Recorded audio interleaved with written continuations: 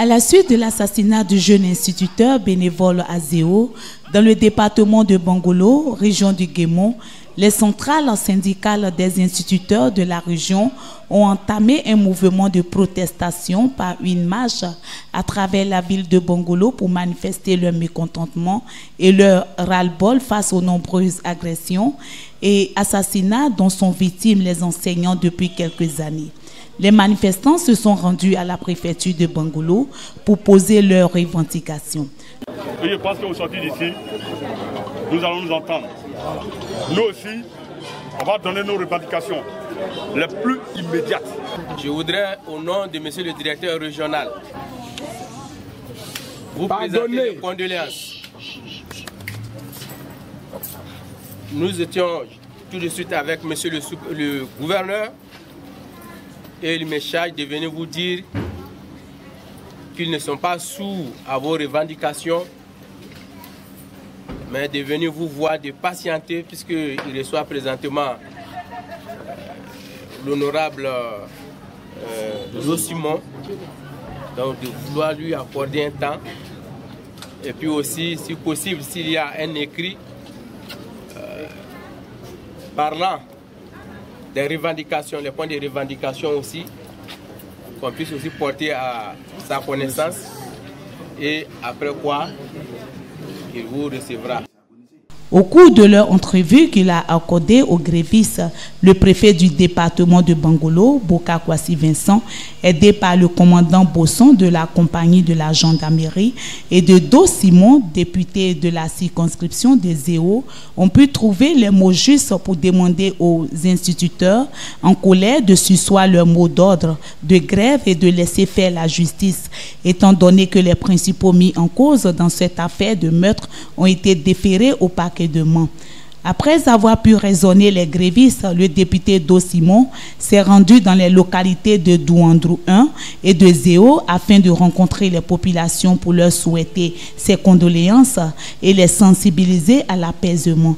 Ce matin, nous avons eu l'occasion d'échanger avec les instituteurs qui ont décidé de poser un mot d'ordre de grève sauvage, disent-ils, et qui ont décidé aussi qu'à Zéo, les cours aux élèves du primaire soient arrêtés.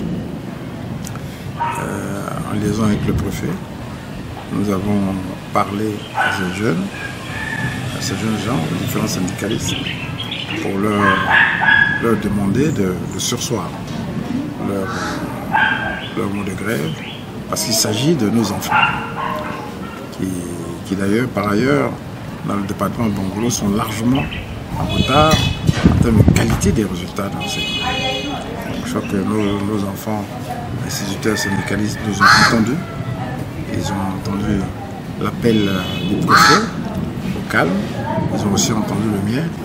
Et nous espérons qu'à la tenue de l'Assemblée générale qui aura lieu demain, ils vont prendre la bonne décision, en tout cas les bonnes décisions qui s'imposent dans cette situation. Je me réjouis de ce que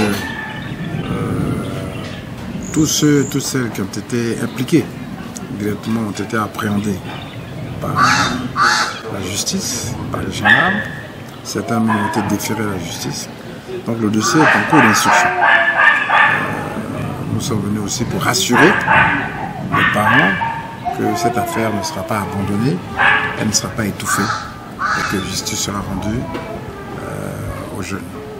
Voilà le message que je suis venu passer et dire à mes populations, à celles qui m'ont fait confiance pour aller à l'Assemblée nationale, que je reste leur porte-voix et que quand les choses vont mal, je suis aussi présent à leur côté pour partager leur douleur, mais aussi pour faire en sorte que nous puissions vraiment reconstruire un cadre fraternel, un cadre d'unité de l'ensemble de toutes les couches sociales qui habitent ce département, cette région et cette sous-préfecture.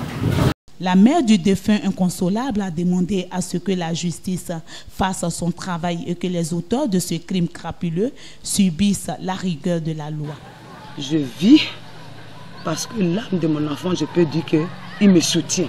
Parce que cet enfant aimait tellement sa maman et ses frères et ses sœurs. Et je suis aujourd'hui mon cœur sain. Et là où je suis arrêté devant vous, je demande que justice soit faite que le sang de mon fils soit jugé. Que le sang de mon fils soit jugé. Je demande justice. Vraiment, je demande justice. C'est parce que je suis femme que je suis arrêtée. Je suis forte. Et que l'âme même de mon enfant me soutient. C'est mon 3e enfant. Il a une grande soeur, un grand frère, un petit frère, une petite soeur. Il est le 3e. Je vous en prie, je demande justice. Que le sang de mon fils soit jugé. Un enfant étranglé comme ça, attaché comme un bœuf, c'est du jamais vu dans la terre. Sur la terre que nous vivons. Que la Côte d'Ivoire, le monde entier, fasse justice. Que le sang de mon enfant soit payé. Parce que je ne veux pas laisser cette affaire. Je vous dis aujourd'hui où je suis arrêté. Je ne veux pas laisser cette affaire. Je ne veux pas de pardon. Je ne veux pas de je ne sais quoi. Avant qu'il ne soit enterré, il faut que justice soit faite.